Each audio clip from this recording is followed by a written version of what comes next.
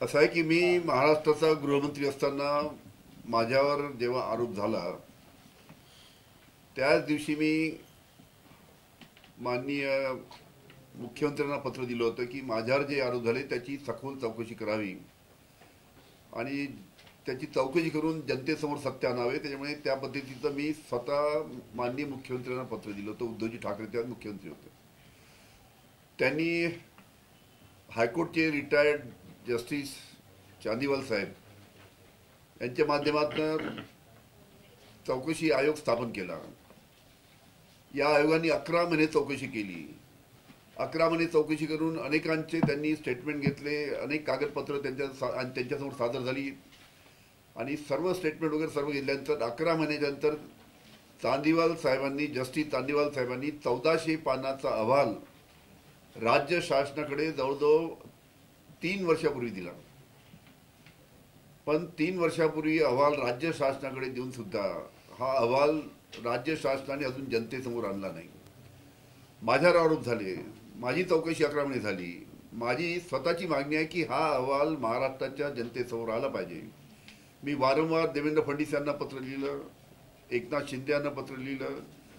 या दोघांनी या पत्रावरची दखल न घेतली. मी शेवटी राज्यपालांना पत्र लिहिलं, पण कोणत्याही माझ्या पत्राची दखल न घेता हा 3 वर्षापासून जो राज्य शासनाकडे अहवाल पेंडिंग आहे, पडलेला आहे, तो जनतेसमोर आणावा, जेणेकरून जनतेला कळेल की माझ्यावर जे आरोप झाले होते त्याच्यात काय सत्यता आहे.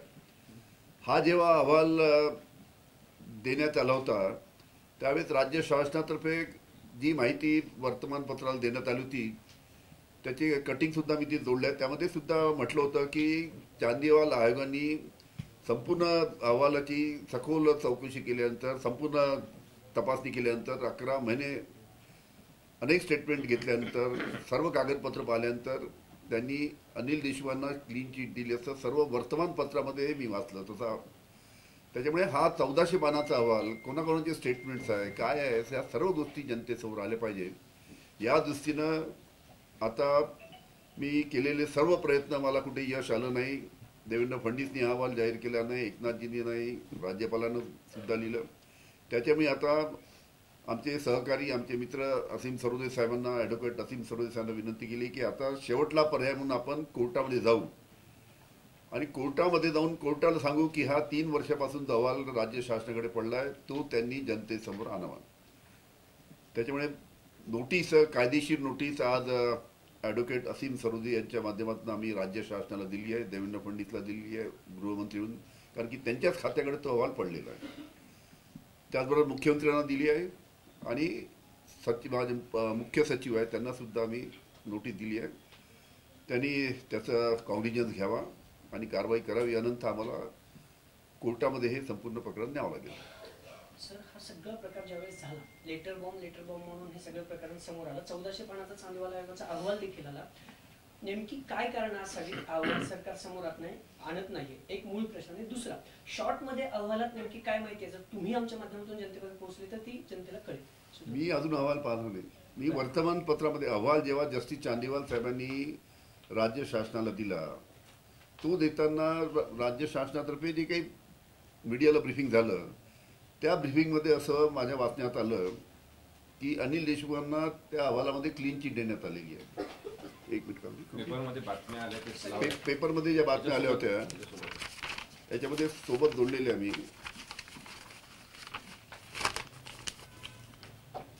त्या वर्तमानपत्राची बातम्या आहे, लोकसत्तेला आहे, महाराष्ट्र टाइम्सला आहे, टाइम्स ऑफ इंडियाला आहे, सगळ्या वर्तमानपत्रामध्ये आहे. त्याच्यामुळे माझी जे काही असेल, जे काही 1400 पानाच्या अहवालमध्ये असेल, ज्यांचे स्टेटमेंट असेल ते सर्व जनतेसमोर येतील ना. म्हणजे माझ्या चौकशीचा अहवाल मी स्वतः आग्रह करतोय, राज्य शासनाने तो स्वतः जनतेसमोर ठेवायला पाहिजे. त्यांचा प्रश्न असा आहे की तो दाबून त्याच्या मागचं काय कारण आहे? आता त्याच्या मागचं कारण बहुतेक त्या अहवालामध्ये माझ्याबद्दल क्लीन चिट दिली असणार असं माझ्या कानावर आहे. त्याच्यामध्ये अनिल देशमुख कुठेही दोषी नाही हे अहवालामध्ये असावं, नाही तर राज्य शासनाला अहवाल द्यायला काही हरकत नाही ना. आणि सगळी क्रोनॉलॉजी मधल्या काळात असं होतं की परमवीर सिंग यांनी केलेले आरोप ते अशी गोष्ट कळते किंवा अशा पद्धतीने समजते या बेसिसवरती केलेले होते, अशा काही गोष्टी बाहेर आल्या होत्या. तर त्यामुळे तुम्ही हे असं ॲज केलेलं आहे का की त्यामध्ये तुमच्यावरती त्याच्यामध्ये माझ्या विरुद्ध जर काही असेल तर ते सुद्धा जनतेसमोर यायला पाहिजे. माझी मागणी माझ्या विरुद्ध असेल ते यायला पाहिजे. आणि त्या अहवालाचं शेवटी निष्कर्ष काय फाइंडिंग आहे. 11 महिन्याचा अहवाल 1400 पानामध्ये काहीतरी निष्कर्ष असेल. आणि माझ्या चौकशीचा अहवाल मी मागणी करतोय. माझी 11 महिने चौकशी झाली. जस्टिस चांदीवाल साहेबांनी चौकशी केली. कोर्टाने सगळ्यांचे स्टेटमेंट्स घेतले. जून 2022 मध्ये अहवाल सादर करण्यात आला. ऑगस्ट मध्ये सरकार बदललं. नेमकं काय एवढा विलंब का लागला? उद्धव ठाकरे सरकारकडे हा अहवाल सादर केला होता, साहेब त्यांना का नाही करता? अहवाल हा अधिवेशनामध्ये सादर होतो. त्या दरम्यान अधिवेशन झालं नाही. कोणताही अहवाल हा टेबल करावा लागतो. जेव्हा आमचं अधिवेशन होतं तिथे टेबल करावा लागतो with ATR, action taken report. पण त्या मधल्या काळामध्ये आणि कसं अहवाल सादर केल्यानंतर दीड महिन्यातच सरकार पडण्याची प्रक्रिया चालू झाली ना. आमचे आमदार पळून कुठे गुवाहाटी विभागातील सगळे आमदार त्या सगळ्या धावपळीत होते. पण आता या सरकारकडे 3 वर्षापासून गृह खात्याकडे अहवाल पडलेला आहे. इंटरेस्टिंग गोष्ट अशी आहे सगळ्यामध्ये की मधल्या काळात बहुतेक दिलीप वळसे पाटलांनी अहवाल CM कडे सुपूर्द केला अशा संदर्भात एक प्राथमिक माहिती होती. आता दिलीप वळसे पाटील यांचं कॅरेक्टर इतकं या सगळ्यामध्ये इंटरेस्टिंग होऊन जातं की तुमच्यानंतर गृहमंत्रालयाची धुरा त्यांनी सांभाळली. त्यानंतर जेव्हा सरकार पडलं तेव्हा गृहमंत्री तेच होते आणि तेव्हा त्यांचं असं म्हणणं होतं की इंटेलिजन्स किंवा या सगळ्यांमधून इतक्या मोठ्या हालचाली होते याची मला कोणती माहिती झाली नव्हती. तेच दिलीप वळसे पाटील आज अजितदादांसोबत जातात आणि त्यांना अगदी इकडे सहकार खातं मिळतं, कामगार खातं वगैरे सगळं मिळतं. आता एकेकाळचं तुमचं सहकार्य येत, या गोष्टी कशा बघायच्या? न्यायाधीशांनी सबमिट केलेलं आहे. त्याच्यासोबत दिलीप वळसे पाटील सोबत आहे ते, पण न्यायाधीशांनी सबमिट केलेलं आहे त्याची कमिटी. प्रश्न असा आहे सर, सरकारला मी असं म्हटलं की दिलीप वळसे पाटलांचं या सगळ्यामध्ये नक्की कसं? मी सांगतो दिलीप वळसे पाटला सोडा, सगळ्यांना सोडा. मी सरकारला विचारतो माझ्या विरुद्धचा चौकशी अहवाल जनतेसमोर केव्हा आणणार? साधा प्रश्न आहे ना. माझ्यावरच्या आरोपाची चौकशी झाली ना, मग माझ्यावरच्या आरोपाची चौकशी झाली, तो अहवाल या सरकारने का दडवून ठेवला? का दडवण्याचा मागचा उद्देश आहे त्यांचा? या 3 जणांना आपण जी नोटीस पाठवलेली आहे आता, या नोटीस मध्ये आपण नेमकं आता काय उल्लेख करतो? त्याच्यावर तेच सांगितलंय मी, क्रोनॉलॉजी दिली आहे की हा अहवाल केव्हा सादर झाला, त्याच्यानंतर कसं सरकार गडगडायला लागलं, मधल्या काळामध्ये अधिवेशन झालं नाही. आणि आता 3 वर्षामध्ये सातत्याने जे काही 5-6 अधिवेशन झाले त्या प्रत्येक अधिवेशनामध्ये प्रश्न उपस्थित केला की हा अहवाल जनतेसमोर येऊ द्या. सरकार हा जस्टिस चांदीवालचा अहवाल माझ्या विरुद्धच्या चौकशीचा का जनतेसमोर देत नाही, हा मला प्रश्न आहे. त्याच्यामुळे माझी विनंती राहील की राज्य शासनाने चांदीवाल अहवाल लवकरात लवकर जनतेसमोर आणावा, जेणेकरून लोकांना सुद्धा माहीत पडेल की माझ्यावर झालेल्या आरोपामध्ये दूध का दूध पाणी का पाणी काय लोकांना माहीत पडलं पाहिजे. सर, एक प्रश्न असा उद्भवतो इथे की एखादी समिती राज्य सरकार किंवा स्थापली जाते, तर असं सरकारला काही बंधनकारक असतं की एवढ्या दिवसात हा अहवाल जनतेसमोर, असे काही बंधनं आहेत? कायदा काय सांगतो? कायद्यात बंधन आहे. कायद्याने लवकरात लवकर सादर झाल्यानंतर त्यांना कोणताही अहवाल सादर झाल्यानंतर लवकरात लवकर तो त्यांनी टेबल केला पाहिजे आणि जनतेसमोर आणला पाहिजे. आता म्हणजे जेवढे अहवाल सादर झाले याच पद्धतीने झाले, त्यांना सादर करावाच लागतो. पण हा अहवाल सरकारने दडवून ठेवलेला आहे. निवडणुकीच्या तोंडावरती हा अहवाल खरंच समोर येईल असं तुम्हाला वाटतं?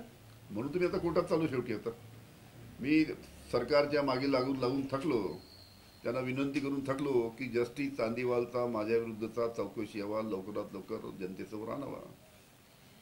लेखी मागणी केलेली आहे त्यांनी जवळपास 4 वेळा की अहवाल सादर करा, मला द्या कॉपी. आता साधी गोष्ट आहे की ज्यांच्या विरुद्ध अहवाल आहे, ज्यांच्या संदर्भातला आहे, त्या कारणासाठी त्यांना कारागृहात सुद्धा ठेवलं, त्रास दिला.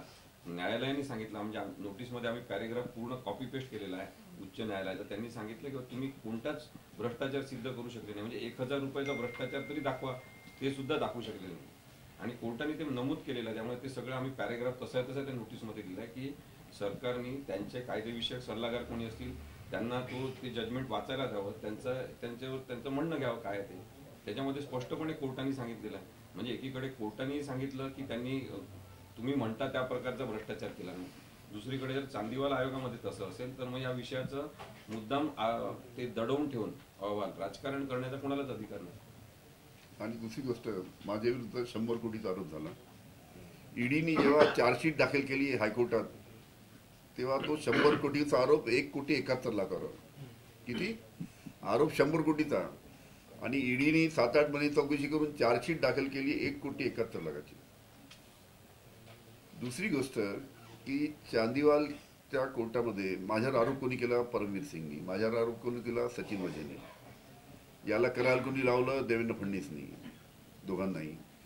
पण हे आरोप केल्यानंतर जस्टिस चांदीवालच्या कोर्टामध्ये जेव्हा परमवीर सिंगला बोलावलं, त्याला पहिला समन्स पाठवला, तो आला नाही. दुसरा पाठवला, परमवीर सिंग आले नाही. तिसरा पाठवला, ते आले. 6 समन्स पाठवले त्याला. परमवीर सिंगला 6 समन्स कोर्टाने पाठवून सुद्धा ते माझ्या विरुद्ध स्टेटमेंट द्यायला कोर्टामध्ये हजर झाले नाही. शेवटी कोर्टाने परमवीर सिंगचा पकड वाढून काढला, अरेस्ट वाढून काढला. ते परमवीर सिंग परदेशात पळून गेलेत.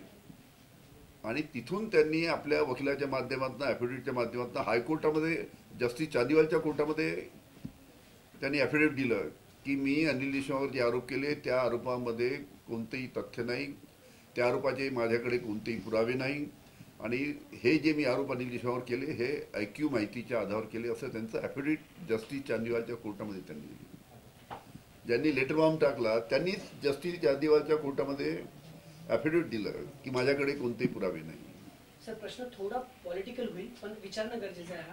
अनिल देशमुख जर आज सत्तेत असते अजित पवारांसोबत, तर चित्र वेगळं असतं का? अहवाल समोर आला असतं, कसं वाटतं तुम्हाला? अनिल देशमुखांना सत्तेत घ्यायचा 3 वर्षापूर्वी यांनी प्रयत्न केला. मला सांगितलं होतं त्यांनी की हे ॲफिडेव्हिट करून द्या त्या उद्धवजी ठाकरेच्या विरुद्ध, आदित्य ठाकरे विरुद्ध, अजित पवारांविरुद्ध, अनिल परबच्या विरुद्ध. 3 वर्षापूर्वीची गोष्ट सांगतो मी. 3 वर्षापूर्वी जर मी ॲफिडेव्हिट करून दिलं असतं, देवेंद्र फडणवीस यांनी सांगितल्याप्रमाणे, देवेंद्र फडणवीसनी माझ्याकडे एक त्याचा अतिशय जवळचा माणूस पाठवला.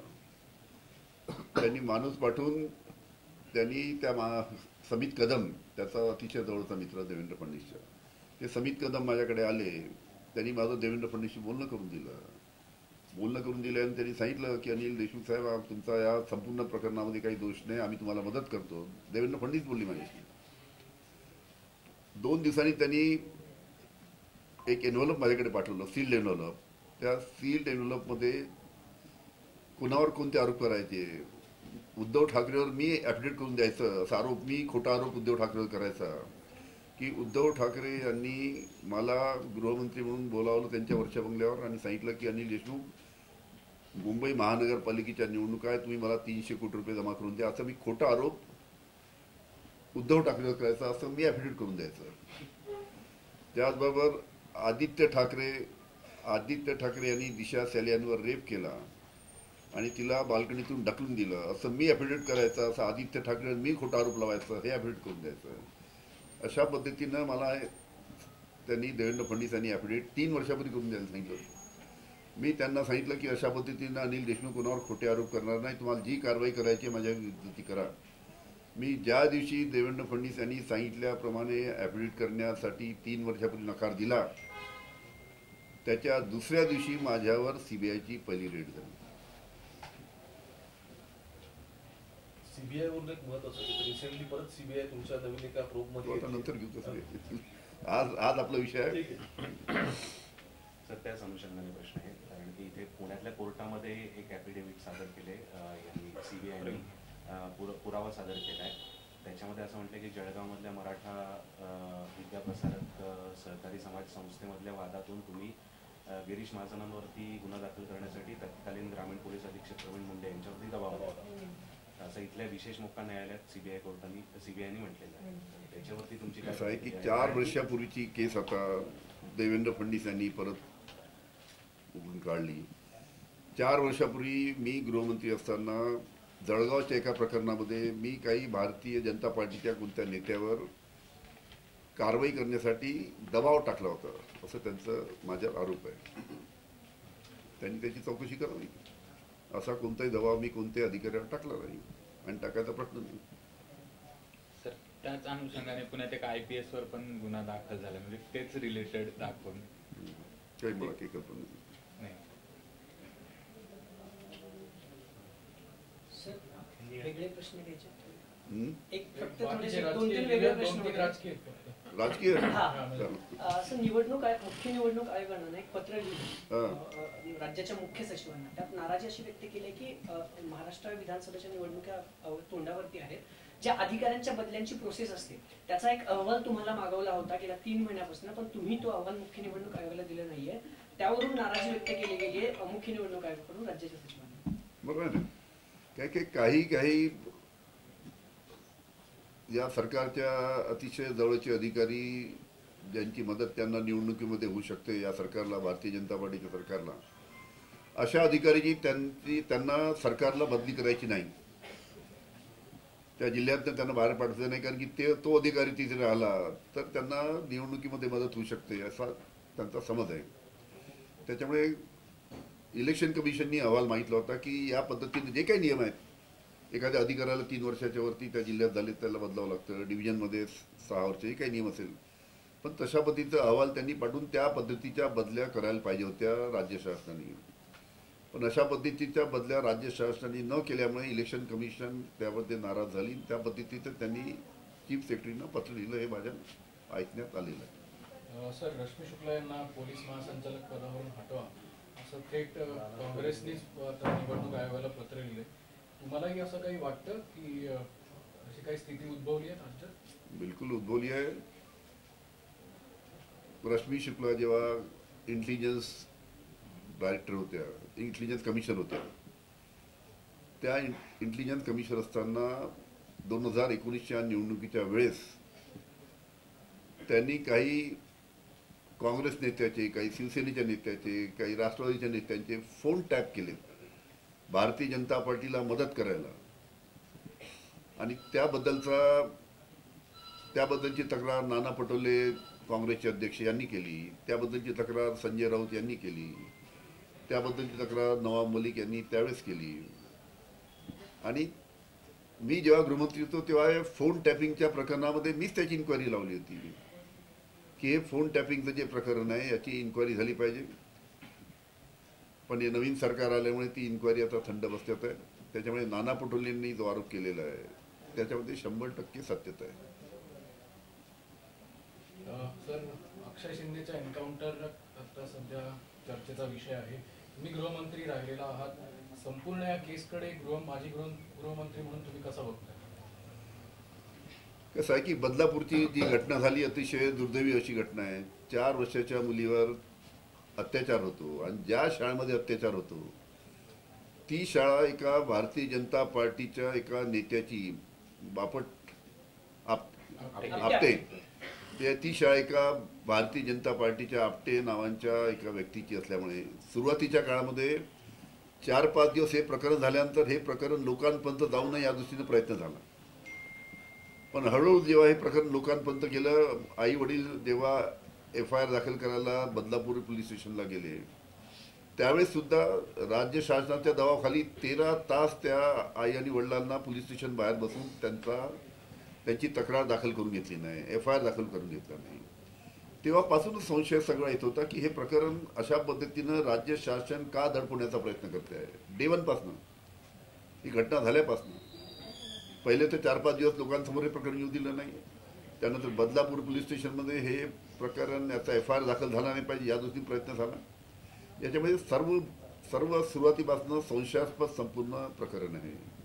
आपटेला वाचवण्यासाठी भारतीय जनता पार्टीचा जवळचे जे होते आपटे, जे शाळेचे मालक होते, ज्यांची शाळा होती, त्या आपटेंना वाचवण्यासाठी तर भारतीय जनता पार्टीच्या माध्यमातून हा प्रयत्न चालू आहे का?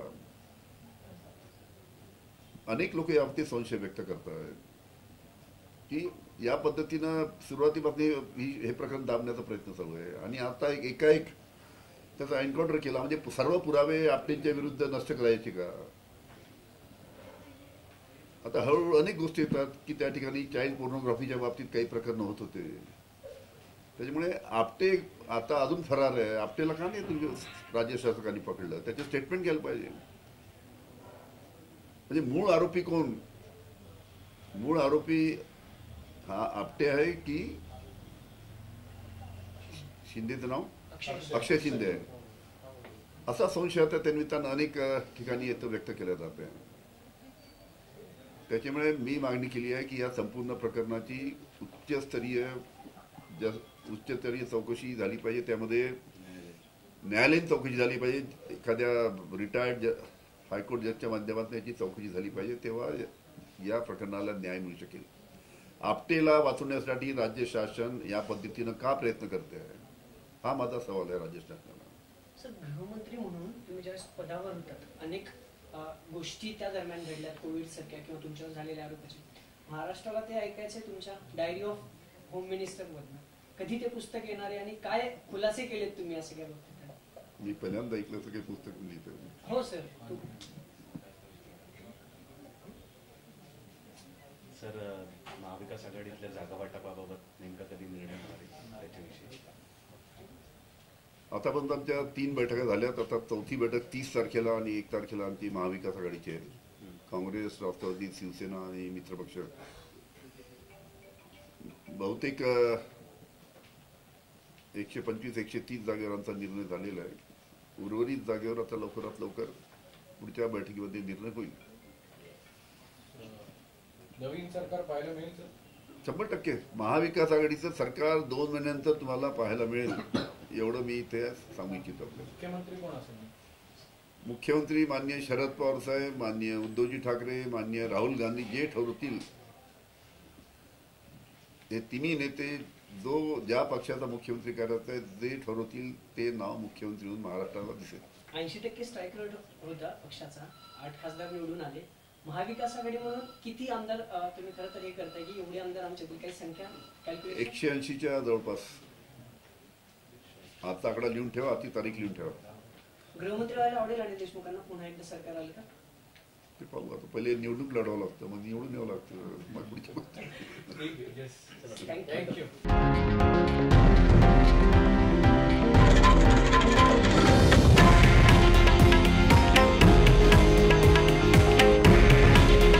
हे आहे देशातील नंबर 1 न्यूज नेटवर्क आणि आपण पाहत आहात TV9 मराठी.